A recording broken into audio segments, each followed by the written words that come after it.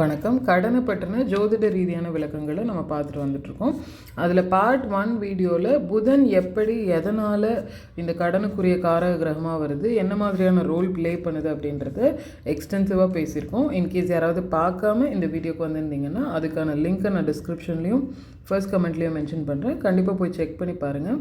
ஏன்னா நீங்கள் முழுசாக 2 வீடியோவுமே பார்க்கும்பொழுது தான் ஒரு கம்ப்ளீட் ஐடியா கிடைக்கும். So please make use of it. சரி, அதோட தொடர்ச்சியாக கடன் பற்றி பேசும்பொழுது புதனுக்கு அடுத்தபடியாக நம்ம பார்க்க வேண்டியது 6ஆம் வீடு. 6ஆம் வீடுனா உங்கள் லக்னத்தை தொட்டு எண்ணினீங்கன்னா வரக்கூடிய 6ஆவது கட்டம் தான் 6ஆம் வீடுன்னு சொல்கிறோம். உதாரணமாக மிதுன லக்னமாக இருக்கீங்கன்னா 6ஆம் வீடு உங்களுக்கு விருச்சிகமாக வரும். அப்போது அந்த 6ஆம் வீட்டையும் 6ஆம் வீட்டின் அதிபதியையும் கவனிக்க வேண்டியது ரொம்ப அவசியம். பொதுவாகவே லக்னாதிபதியை விட வேறு எந்த கிரகமும் வலுத்திருக்கக்கூடாது. அப்போ தான் ஜாதகருடைய கண்ட்ரோலில் அவங்களோட லைஃப் இருக்கும். அதே போல் லக்னாதிபதியை விட 6ஆம் அதிபதி வலுத்திருக்கக்கூடாது.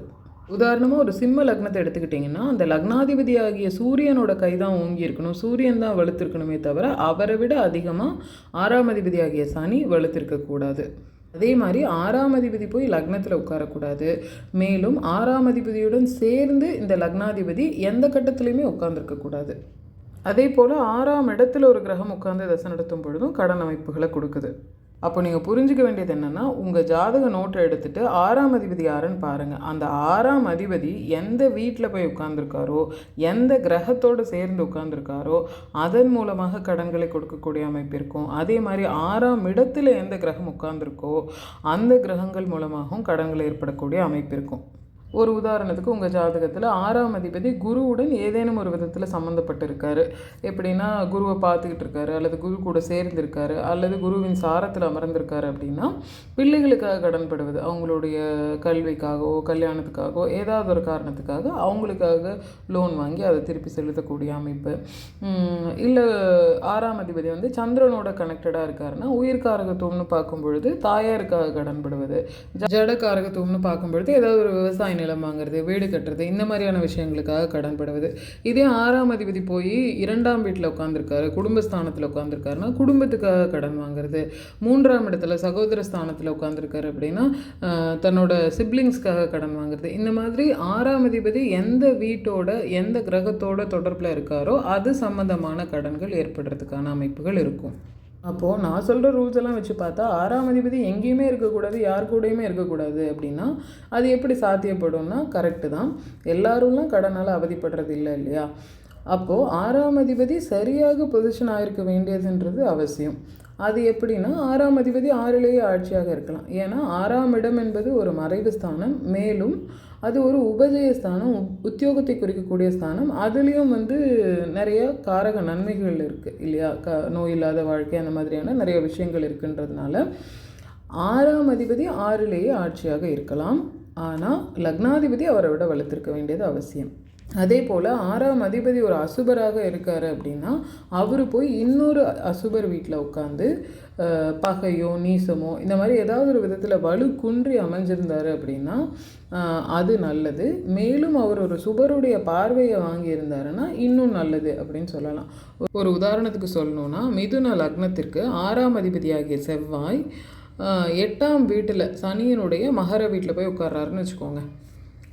ஒரு இயற்கை அசுபராகிய செவ்வாய் இன்னொரு இயற்கை அசுபர் சனியினுடைய வீட்டில் போய் அதுவும் 8ஆம் இடமாக இருக்கக்கூடிய அந்த வீட்டில் மறைஞ்சு உச்சம் அடைகிறார் அப்படின்னா அவர் 6ஆம் இடத்தினுடைய நன்மைகளை மட்டும்தான் செய்வாரே தவிர இந்த கடன் தொல்லைகளை கொடுக்க மாட்டார். இன்னும் குரு வந்து 3ஆம் இடத்துல இருந்து அவர் உச்ச குருவாகி பார்க்குறாரு அப்படின்னா கண்டிப்பாக இந்த கடன் தொல்லைகள்ன்றது இருக்காது. கடன் இருந்தால் கூட அது ப்ரொடக்டிவான யூஸ்ஃபுல்லான கடன்களாக தான் இருக்குமே தவிர அதனால் எந்த தொந்தரவும் பாதிப்புன்றது அந்த ஜாதகருக்கு வராது. இப்போ நான் சொன்ன விஷயம் புரியலன்னா இன்னொரு முறை ரீவைண்ட் பண்ணி கேட்டு பாருங்கள். ஒரு 2-3 டைம்ஸ் கேட்டிங்கன்னா கண்டிப்பாக உங்களால் அண்டர்ஸ்டாண்ட் பண்ணிக்க முடியும். அடுத்ததாக 6ஆம் இடம் 6ஆம் அதிபதியை போலவே 8ஆம் இடம் மற்றும் 8ஆம் இடத்தின் அதிபதியும் ஆய்வு செய்ய வேண்டியது அவசியம். இப்போது நமக்கு 6ஆம் இடம் 8ஆம் இடம் கடனை உருவாக்கக்கூடியது அப்படின்றது நமக்கு தெரிஞ்சிருச்சு இல்லையா? அடுத்ததாக குரு கூட ஒரு ஜாதகத்தில் சரியில்லாத நிலைமைகளில் இருக்கார் அப்படின்னா கடன் அமைப்புகளை ஏற்படுத்தி தரக்கூடியவராக இருப்பார். ஏன்னா குருன்றவர் தனக்காரகன். அவரோட வேலை என்ன? எப்படியாவது ஒரு வழியில் பணத்தை கொண்டு வந்து ஜாதகர்கிட்ட கொடுக்க வேண்டியது. அப்போது அவர் சரியில்லாத நிலைமையில் அமைஞ்சிட்டாரு அப்படின்னா கடன்ற வழியை தேர்ந்தெடுத்து அதன் மூலமாக அதிக அளவுக்கு பணத்தை கொடுத்து அதன் மூலமாக சிரமங்களை அனுபவிக்க வைக்கிறதுக்கான வாய்ப்புகள் இருக்குது. இதே குரு கேதுவோடு சேர்ந்து உட்கார்ந்துருக்காருன்னு வச்சுக்கோங்களேன், அது வந்து கேள யோகம் கோடீஸ்வர யோகம்னு சொல்கிறோம். அதாவது மிதமிஞ்சிய அளவுக்கு பணத்தை கொடுக்கக்கூடிய ஒரு யோக அமைப்பு அப்படின்னு சொல்கிறோம். பட் இதில் உற்று நோக்க வேண்டியது என்னென்னா, கேதுன்றவர் எதுலேயுமே வந்து ஒரு விரக்தியையும் பற்றற்ற தன்மையும் கொடுக்கக்கூடியவர். பற்றற்ற தன்மைன்றது எப்போ வரும்? பற்று இருக்கும்போது தான் வரும் இல்லையா? இப்போது ஒரு ஜாதகருக்கு பணத்தின் மேலே அதிக அளவுக்கு ஈர்ப்பும் ஒரு மோகமும் இருக்கும் பொழுது தான் அந்த மோகத்தை கட் பண்ணுறதுக்காக கேது செயல்பட ஆரம்பிப்பார். அப்போ இந்த குருவும் கேதுவும் சேரும் பொழுது அதிக அளவுக்கு அந்த பணத்தின் மேலே ஆர்வம் ஆசை ஈர்ப்புன்றது ஏற்பட்டு அவங்க வந்து நிறைய பணத்தை சேர்ப்பாங்க தான். அந்த யோகம் தர்றது மாதிரியான அதிக அளவுக்கு பணத்தை சேர்ப்பாங்க. பட் அதுக்கு ஈக்குவலண்ட்டான கடனையும் வச்சுருப்பாங்க.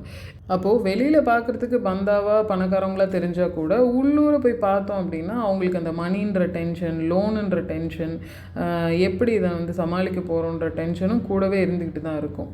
இதே ஒரு ஜாதகத்தில் குரு நல்ல விதமாக வலுத்திருக்காரு அப்படின்னு வச்சுக்கோங்களேன், அப்போ அவங்களுக்கு இந்த தேவையில்லாத கடன், இந்த ப்ரெஷரை கொடுக்கக்கூடியது மாதிரியான கடன்கள் இருக்காது. ஒன்றும் சுப கடன்களாக இருக்கும், இல்லைன்னா அந்த கட்டுக்குள்ளே இருக்கக்கூடிய கடன்களாக தான் இருக்குமே தவிர அவங்க அந்த மணி மேனேஜ்மெண்ட்டில் ரொம்ப நல்லபடியாக செயல்படக்கூடியவங்களாக இருப்பாங்க. நிறைய ஜாதகங்களில் பார்த்தோம் அப்படின்னா குரு 6ஆம் இடத்துல இருக்கும் பொழுது அவங்களுக்கு கடன் வாங்கவே பிடிக்காது. அப்படியே சூழ்நிலை காரணமாக ஏதாவது கடன் வாங்குறாங்கன்னாலும் அது தனக்காகவா இருக்காது, ஒன்று குடும்பத்துக்காகவோ மற்றவங்களுக்காகவோ இருக்குமே தவிர தேவையில்லாத கடன்களை அவங்க வாங்கவே மாட்டாங்க. முடிஞ்ச அளவுக்கு கடனை தவிர்த்துடுவாங்க. இந்த வட்டி கட்டுறதே அவங்களுக்கு பிடிக்காதுன்னு வச்சுக்கோங்களேன்.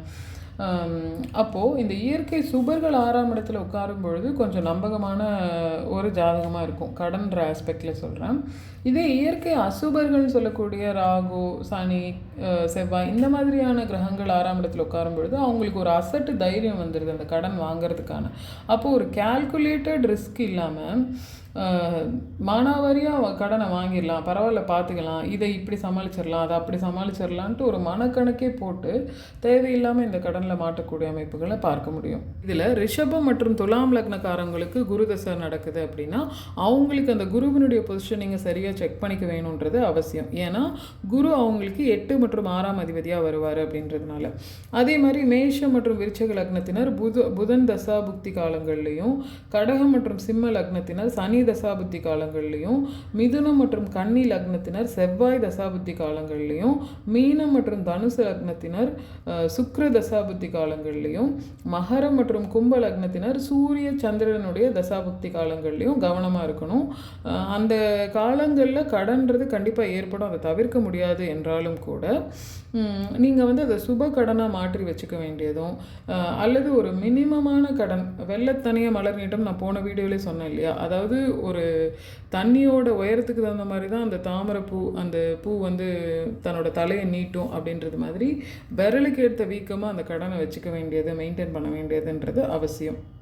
இதை தவிர எந்த லக்னமாக இருந்தாலும் நான் இன்சிஸ்ட் பண்ணி சொல்கிற மாதிரி புதன் தசாபுக்தி காலங்கள்லையும் கோச்சார ரீதியாக உங்களுடைய 6ஆம் இடம் 6ஆம் அதிபதி, 8ஆம் இடம் 8ஆம் அதிபதியின் மேலே அந்த 6ஆம் இடம் 8ஆம் இடத்துக்குரிய கிரகங்கள் வரும் பொழுதும், ராகு கேதுக்கள் வரும் பொழுதும் கொஞ்சம் கடன் விஷயங்களில் கவனமாக இருக்க வேண்டியது அவசியம்.